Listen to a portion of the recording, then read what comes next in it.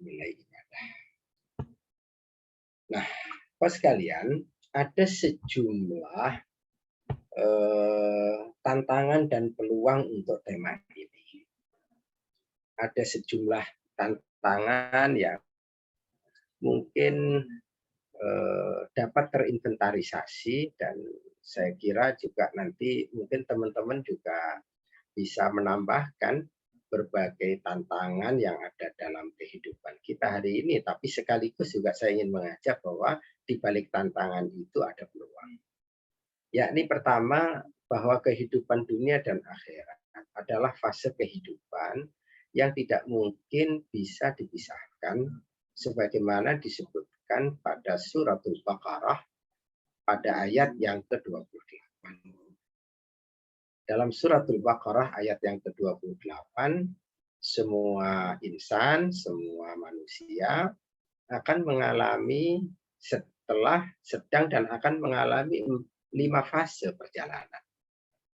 Dan dunia dan akhirat itu bukan dua hal yang harus dipisahkan. Tapi kenyataannya, fenomena pemisahan antara kehidupan dunia dengan kehidupan akhirat masih banyak terjadi di tengah umat ini. Misalkan, kalau orang sedang beraktivitas di dunia perpolitikan, orang mengatakan jangan bawa-bawa akhirat ya dalam urusan politik. Ya, Bapak yang pakai. Ketika ada seseorang yang aktivitasnya dalam dunia ekonomi, orang mengatakan jangan bawa-bawa agama dalam masalah ekonomi. Seolah agama itu ada di pojok-pojok masjid, sementara kehidupan dunia itu ada di luar masjid.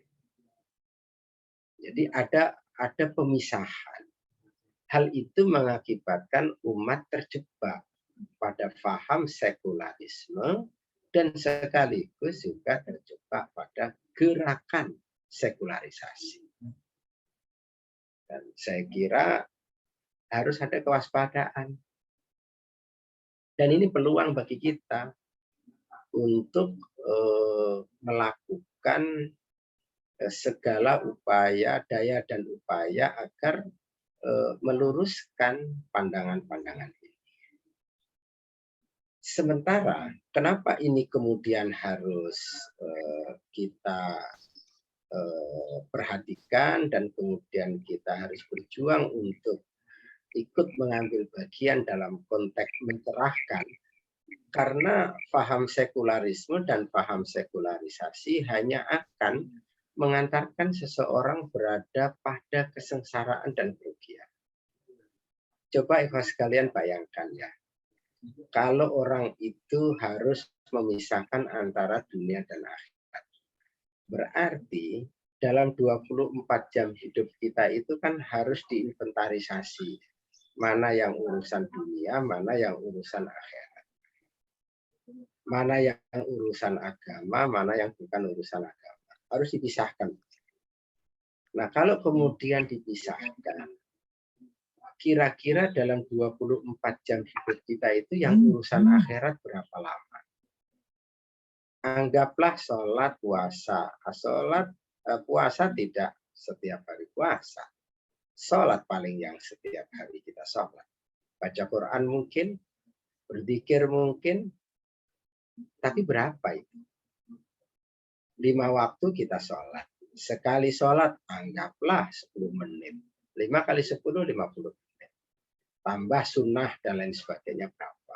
Baca Qurannya dan lain sebagainya. Jangan-jangan ketemu di angka maksimal 4 jam dalam sehari itu urusan akhirat. 20 jam. 4 jam urusan agama, 20 jam urusan di luar agama.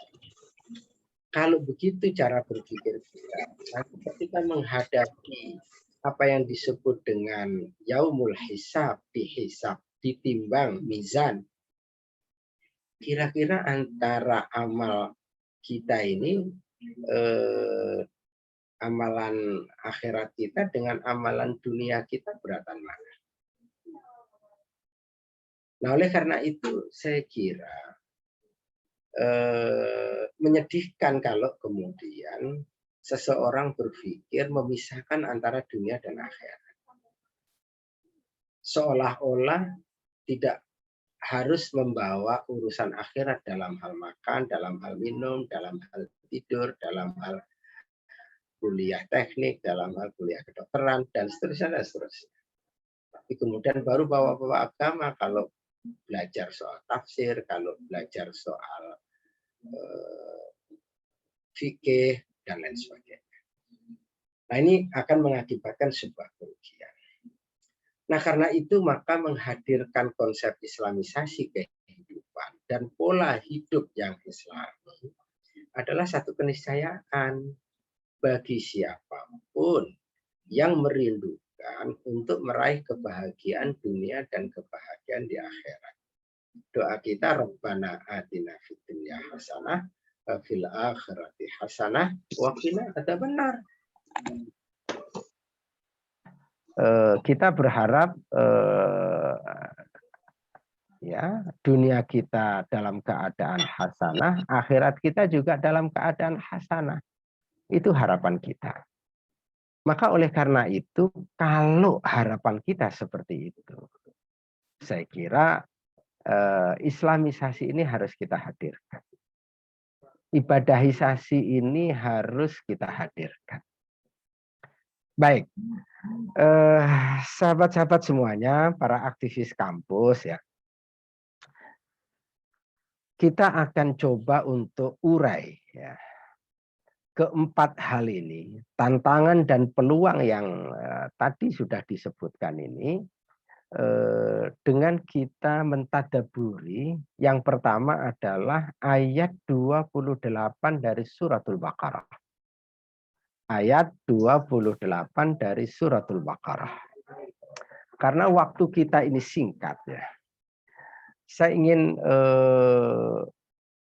menyebutkan secara singkat bahwa berdasarkan ayat 28 dari surat Al-Baqarah. Ayat 28 dari surat Al-Baqarah, maka kita mendapatkan informasi dari Allah bahwa semua kita tanpa kecuali telah, sedang, dan akan mengalami 5 fase.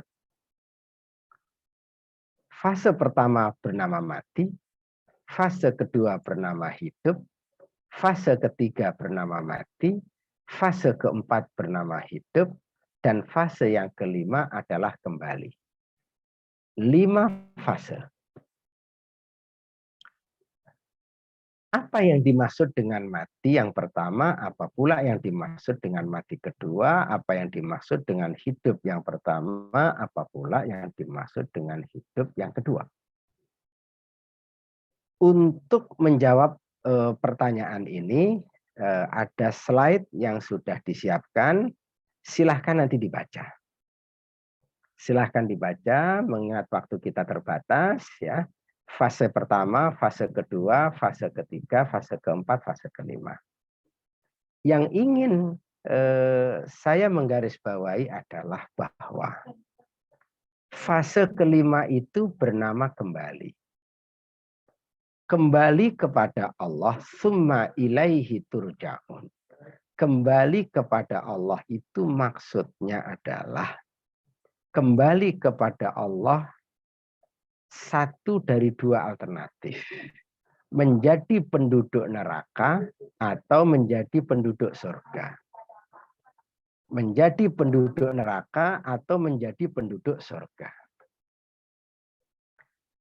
Menjadi penduduk neraka atau menjadi penduduk surga bukan dalam keadaan mati, tapi dalam keadaan hidup. Berarti perjalanan hidup kita ini berdasarkan ayat 28 dari surah Al-Baqarah, kita awali dengan kematian dan kita akan akhiri dengan kehidupan. Karena itu maka kita mengatakan sekali kita hidup, kita akan hidup untuk selamanya.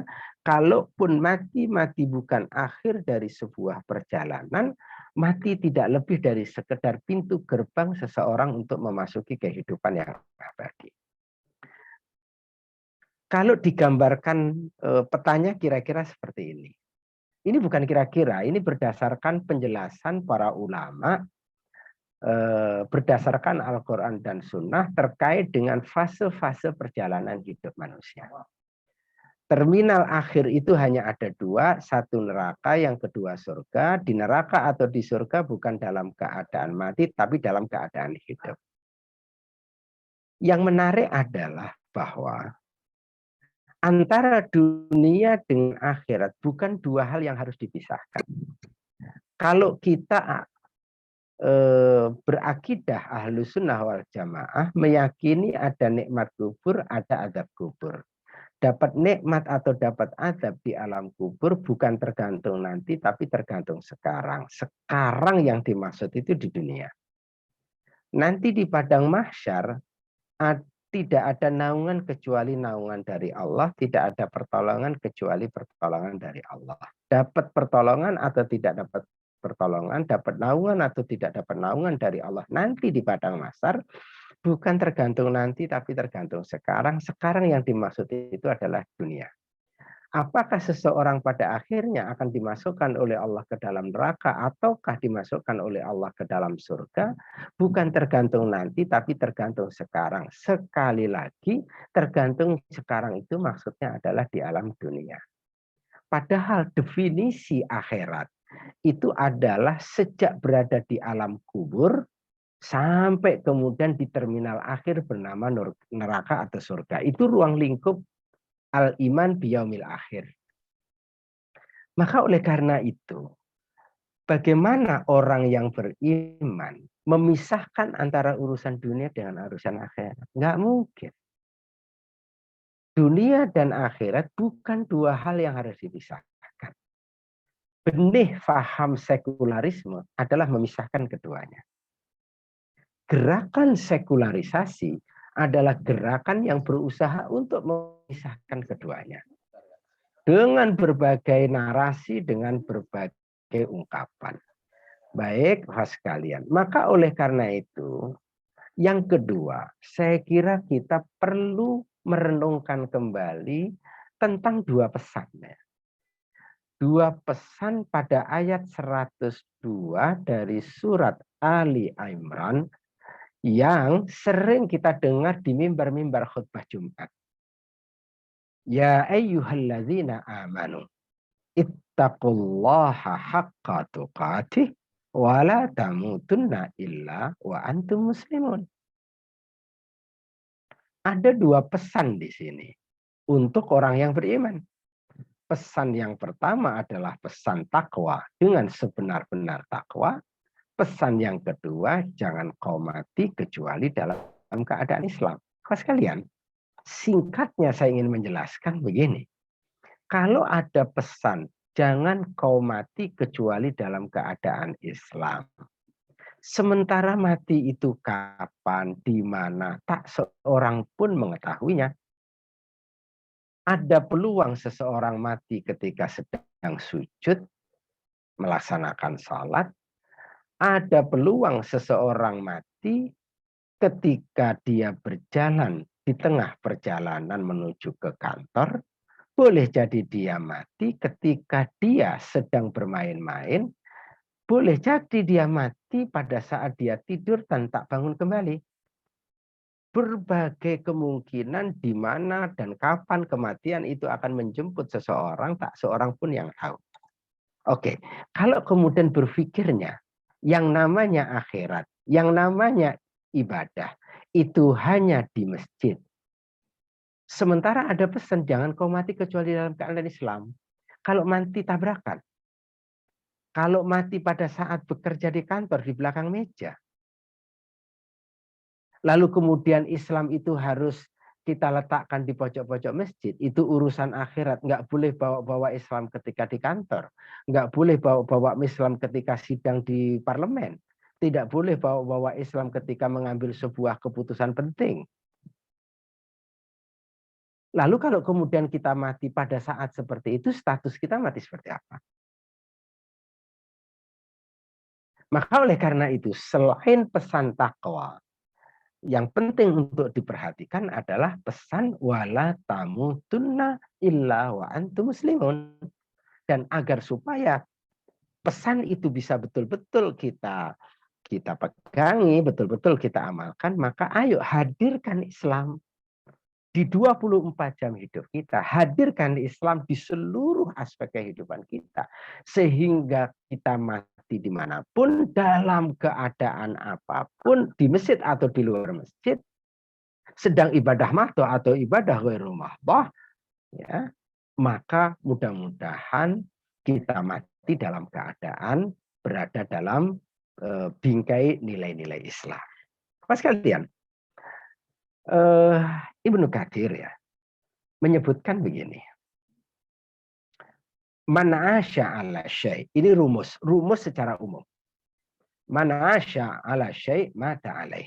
Ini bukan hadis, tapi kebanyakan ulama merujuk ini, menyebut terkait dengan kaidah ini, terkait dengan rumus ini. Man asya ala syai mata alaih, wa man mata ala syai bu'itsa alaih.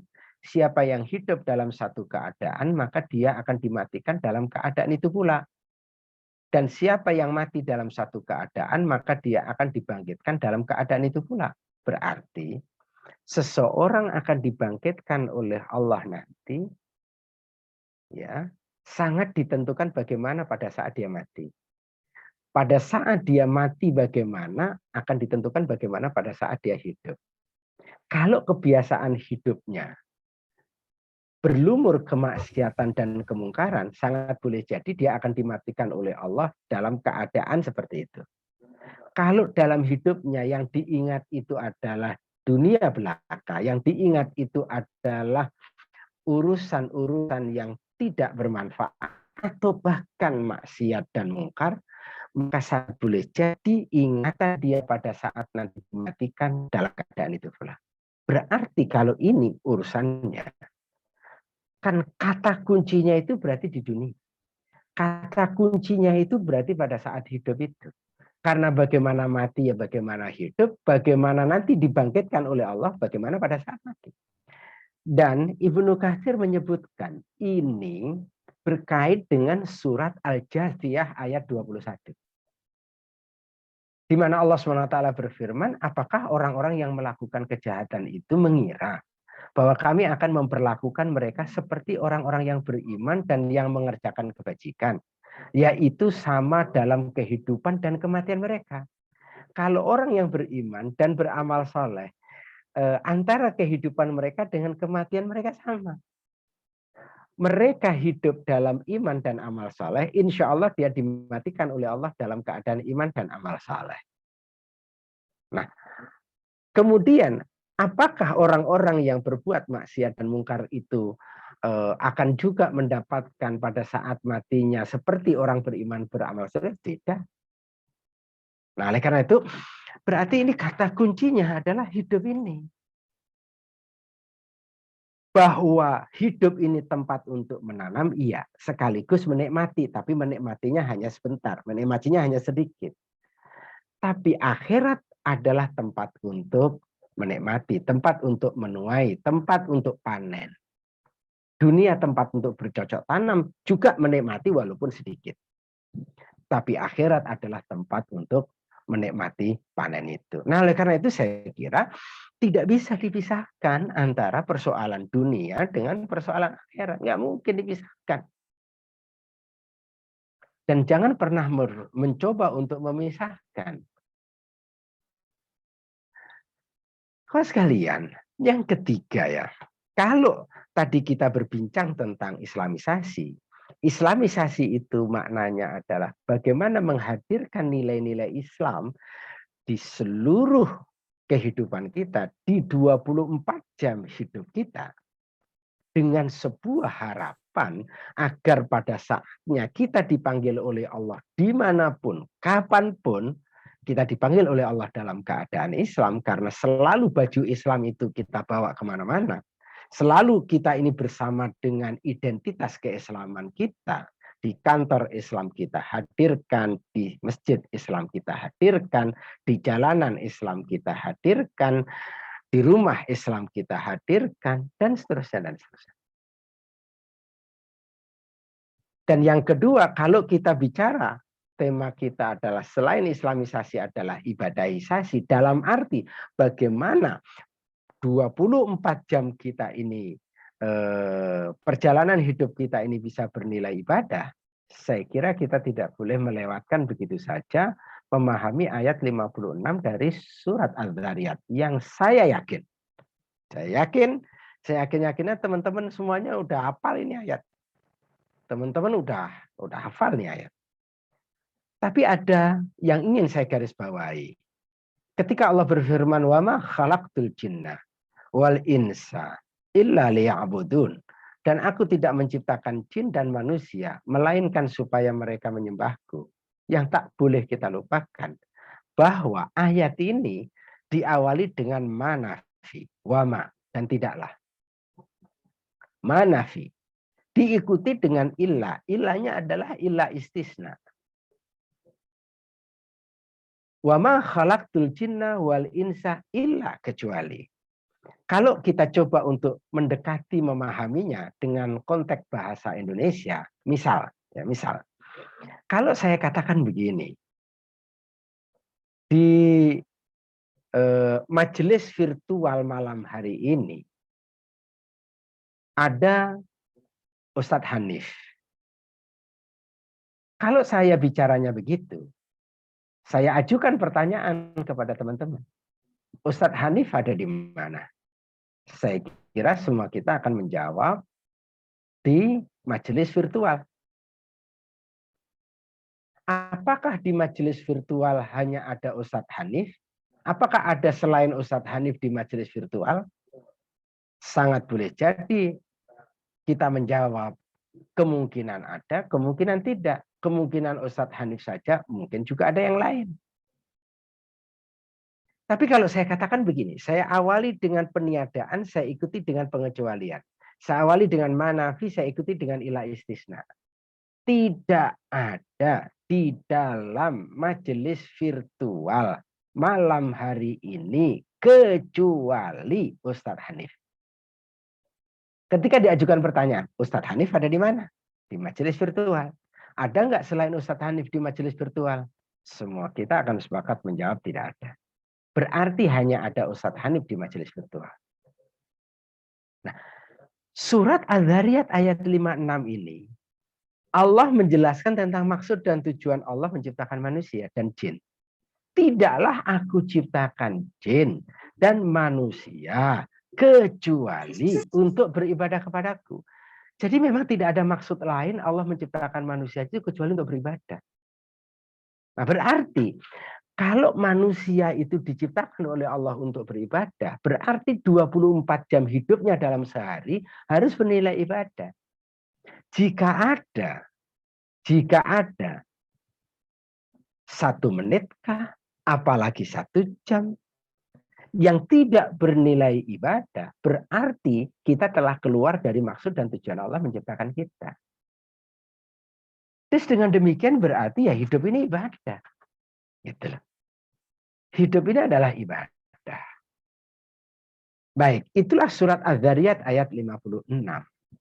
Nah, kalau kemudian ada muncul pertanyaan, masa hidup ini semua harus ibadah? Kapan mainnya? Kapan bersantainya? Kapan belajar keduniaannya? Kalau ada yang menyampaikan pertanyaan seperti itu, ini menunjukkan bahwa berarti orang tersebut tidak memahami tentang apa itu ibadah. Ibadah itu sudah mulai dipisahkan. Ibadah itu seolah hanya urusan sholat, puasa, haji, dan sebagainya.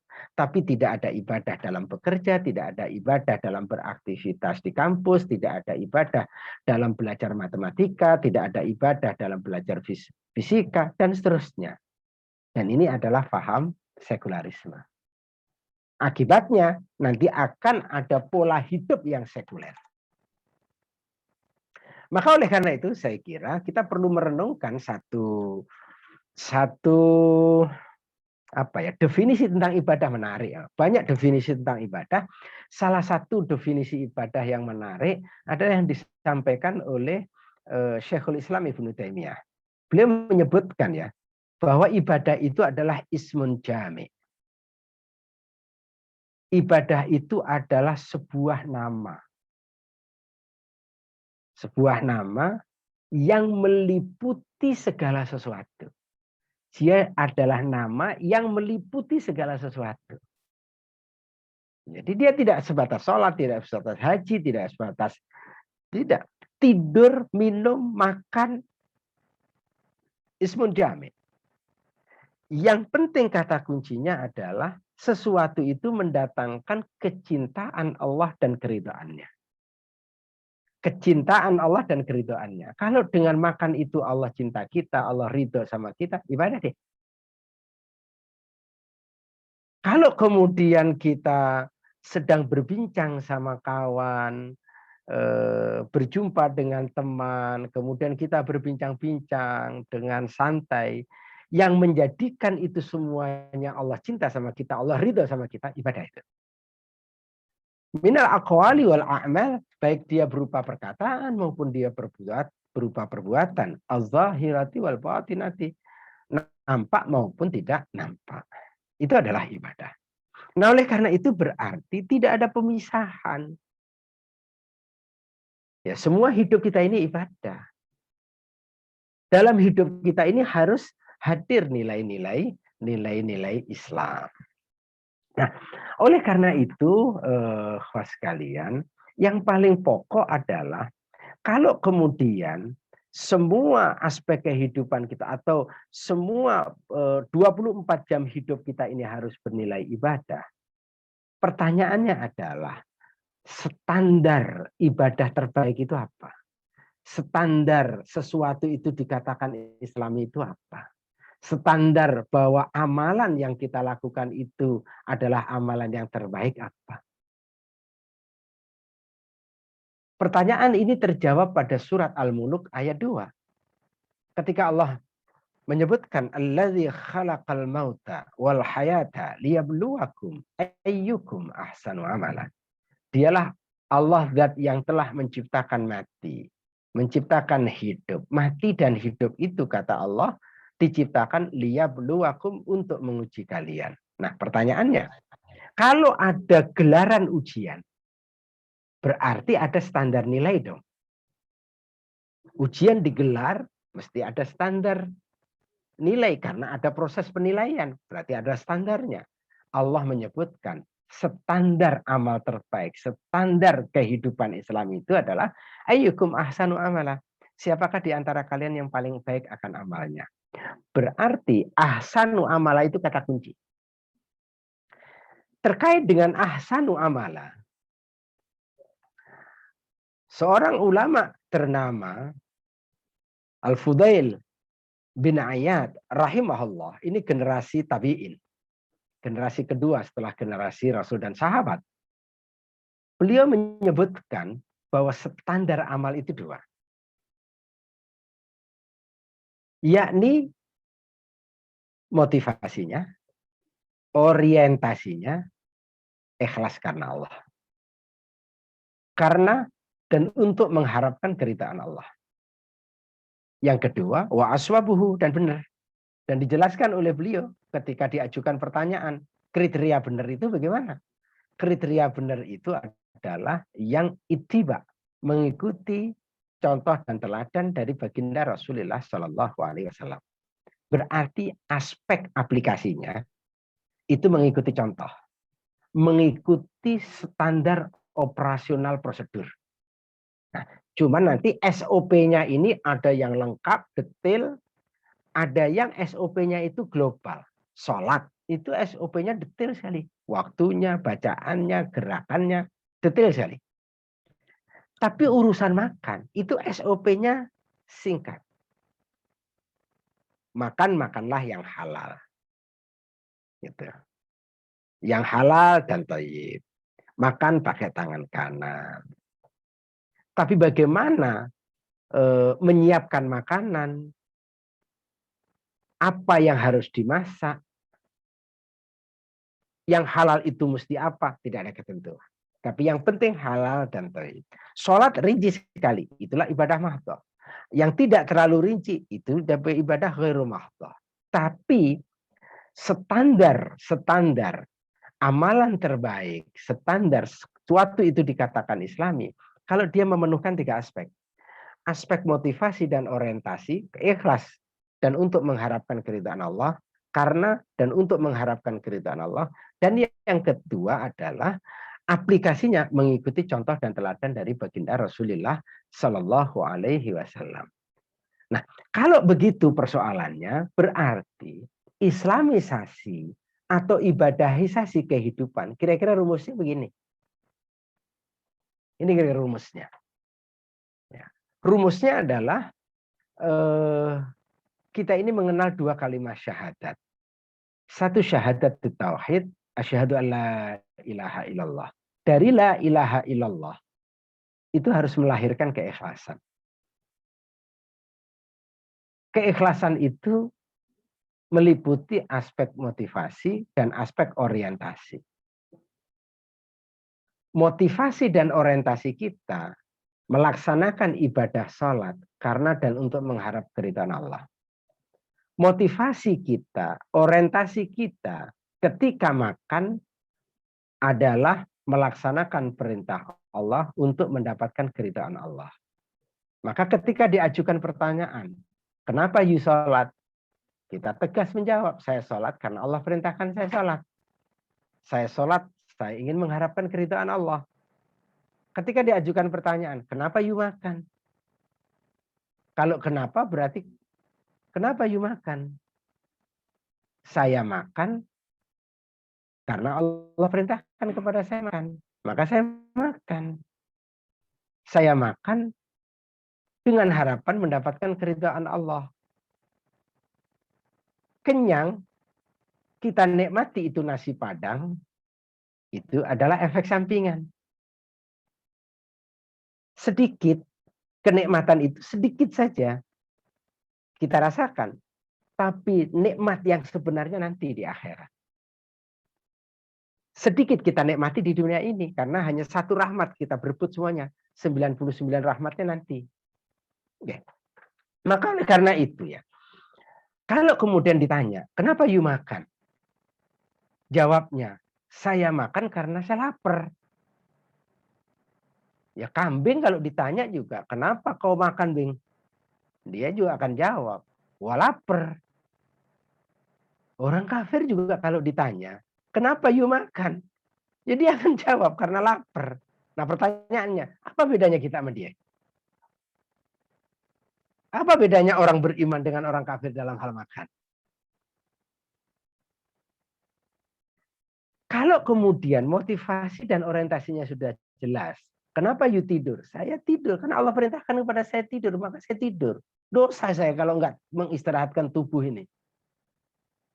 Saya tidur mudah-mudahan mendapatkan keridhaan Allah. Kata kuncinya 2, cinta dan keridhaan Allah. Maka dia akan bernilai ibadah. Nah, tetapi untuk islamisasi, untuk ibadahisasi enggak cukup hanya aspek motivasi dan orientasi. Karena syahadat itu 2.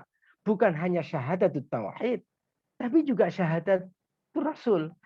Asyhadu an la ilaha illallah wa asyhadu anna Muhammadar Rasulullah. Orang tidak akan dinyatakan sebagai orang yang masuk Islam kalau dia hanya mau syahadat tapi syahadatnya cuma 1, asyhadu an la ilaha illallah, tapi dia enggak mau asyhadu anna Muhammadar Rasulullah. Ketika kita menyatakan aku bersaksi bahwa Muhammad itu adalah utusan Allah, maka konsekuensi logis dari kesaksian kita bahwa Muhammad itu utusan Allah, konsekuensi logisnya adalah kita mengikuti utusan Allah itu. Karena Muhammad itu diutus untuk ditaati, Muhammad itu diutus untuk diteladani, Muhammad itu diutus, Muhammad SAW itu diutus untuk diikuti. Maka disinilah ittiba itu menjadi penting. Jadi Selain motivasi dan orientasi harus kita luruskan, maka cara untuk mewujudkannya harus ittiba. Kalau ittibanya dalam konteks sholat, ibadah mahdhah rinci sekali. Bacaannya, gerakannya, waktunya ditentukan. Bagaimana kalau ada sesuatu, hukumnya dan seterusnya. Dalam konteks makan, di mana letak ittibanya? Dia secara umum makan pakai tangan kanan. Mau makan baca basmalah. Makan yang halal. Berhenti sebelum terlalu kenyang. Ini semua aja adalah aturan-aturan yang sifatnya umum. Tidur juga begitu. Berdoa ketika mau tidur. Bagaimana seharusnya tidur, waktu yang terbaik tidur, dan seterusnya. Nah, kalau dalam hidup ini kita berpegang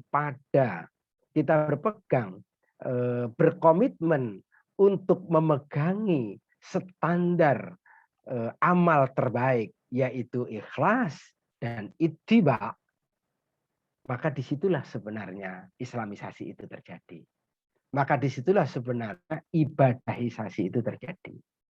Maka apapun yang akan kita lakukan, baik yang mahdhah maupun ghairu mahdhah, dia akan bernilai ibadah.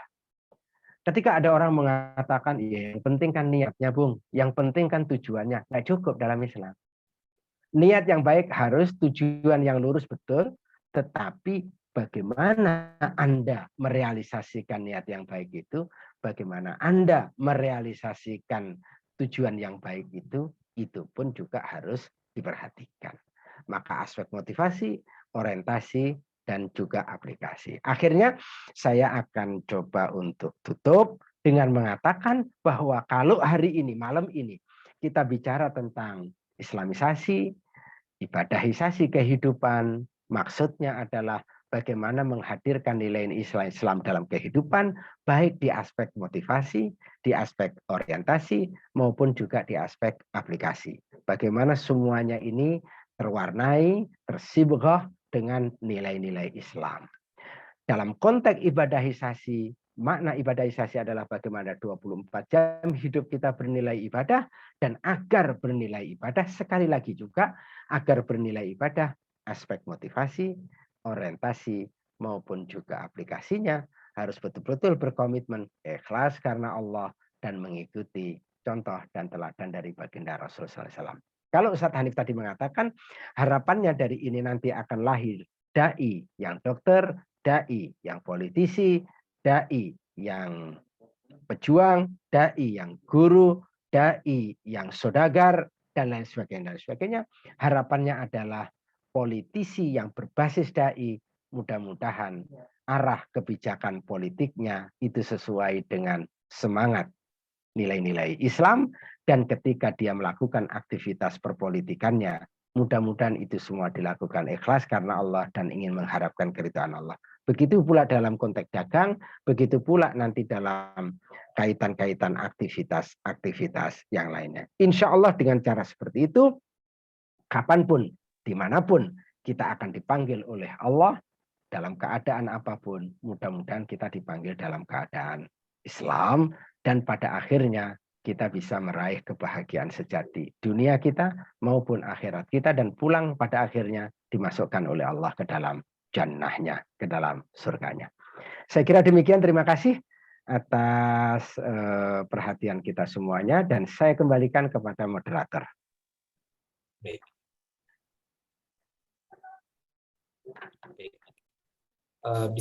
Terima kasih kepada Dr. Imam Zamroji yang telah menyampaikan materinya yang Masya Allah. Dengan materi tersebut